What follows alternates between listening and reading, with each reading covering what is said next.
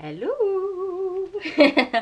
We're here in our Christmassy jumpers, aren't we? Yeah, it's got really cold. We had snow day before yesterday, but we think it's going to be on and off for the next 10 days. Although it's already melting, no sign of any more. But we're warm in the bedroom. We've got our Advent socks from Nanny in the background, so it's starting to feel Christmassy, isn't it? Your first Christmas!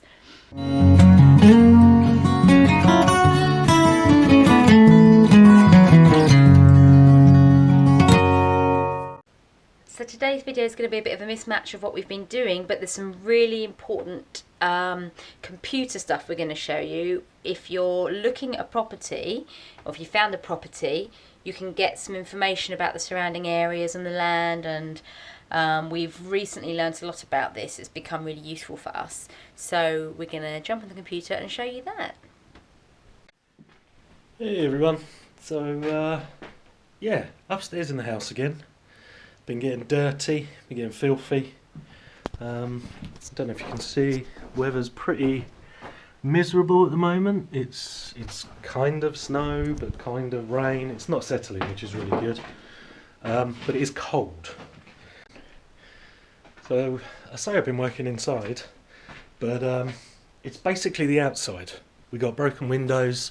We're open to the elements above, so it's pretty nippy. So we're currently standing in what will be our bedroom. So this will be our entrance. This door here will be blocked in, and this will be the bathroom, which we'll access from that space there. Here will be, I don't know, I suppose it's sort of a dressing area, maybe an area for a desk for Em to do her makeup and things like that. Could be cool.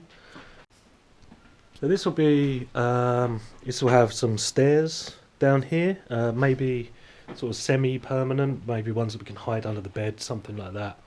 And this whole roof structure, which is above our current bedroom, will go. So this will become our roof terrace. I don't know if you can see in the distance there, that's the field behind our house. That's where all of the deers are. So it'll be really nice of an evening, sitting up there, watching the deers. You know, it'd be magical. Okay, so this is the cadastral agency. You can see up here, Republic of Bulgaria. It's their cartography and cadastral agency. This is the website. Now you can search by village. You can literally zoom right in like you would use Google Maps, and you can locate a village that you're looking in. I think the first thing that you will want to establish is, in a property that you're looking at, what's the land around it like? So for example, is the plot of land that's behind me going to get built on? You know, am I going to have someone overlooking me, or is it just public land, or is it agricultural land? You know, you want to understand the area around you, or it could be that you want to expand on your property. Maybe you want to buy a bit more land, or maybe you want to start your own little farm, whatever. It's good to just get a feel for that area. And also this also helps in terms of access as well, that we were talking about before. So we've actually found our property on this map. Now if we click on number 51, I'm sorry, I got to click information on number 51, and here pops up. So this is our property.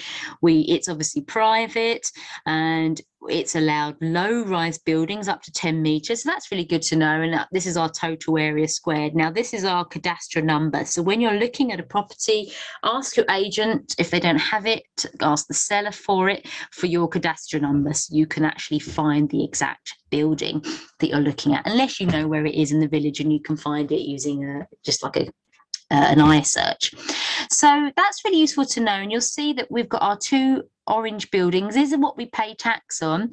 The long barn doesn't show on here because it's not completed. It's 3 walls. It's not the 4th wall. So generally barns that haven't got 4 walls are really just considered as sheds, and you don't pay tax on them.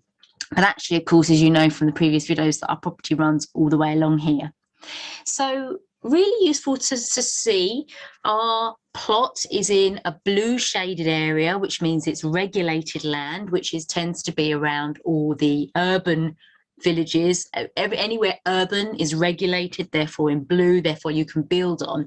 And then you come out into the whiter shaded areas, and that's unregulated. That's you're coming out of the villages or towns, and therefore much harder to build on, unless you pay a lot of money, I believe, and a lot of hassle, paperwork to convert your land from unregulated to regulated.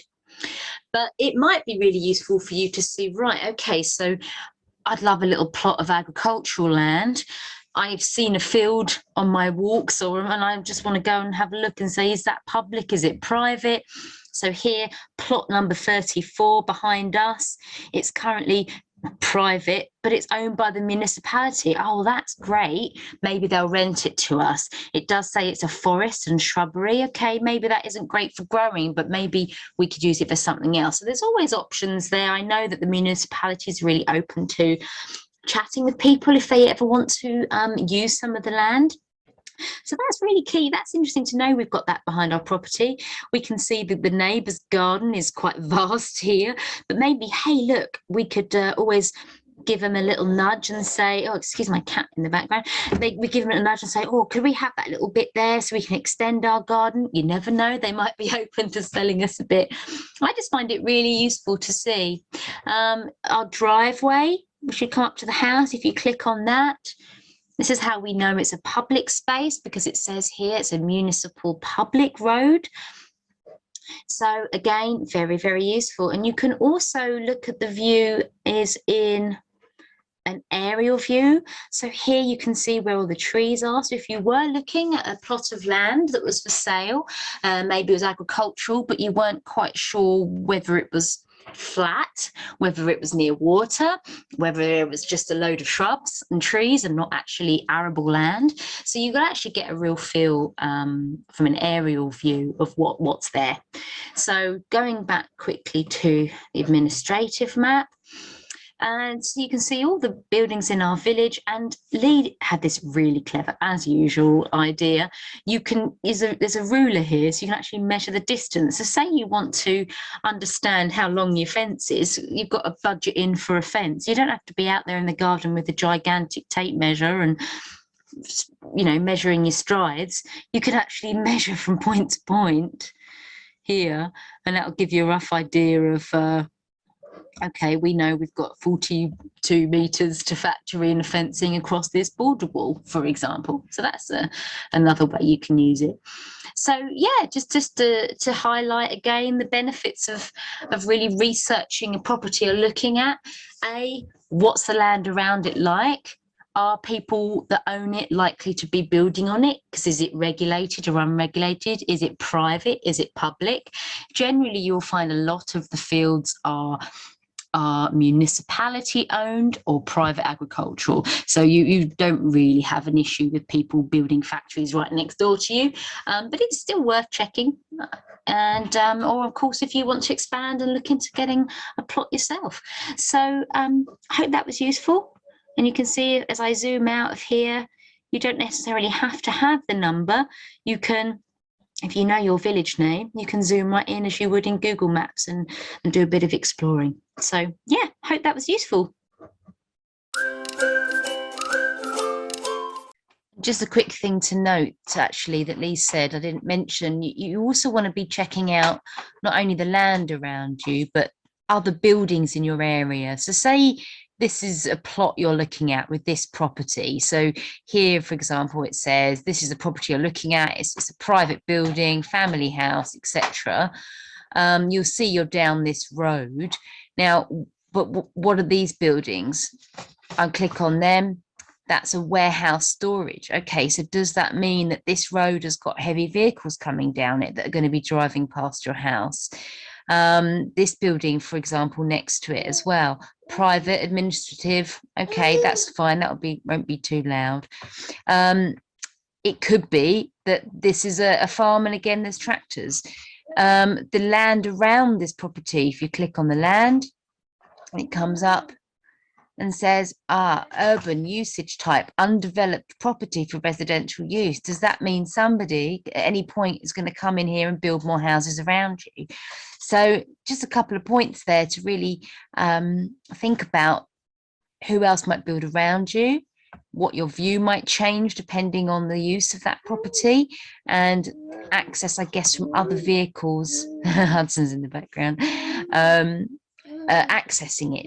It could be that they're all empty because these villages tend to be quiet now, but it doesn't mean that over time someone else might come in, use that property, or even change the use on that property. It might be industrial, for example. Okay.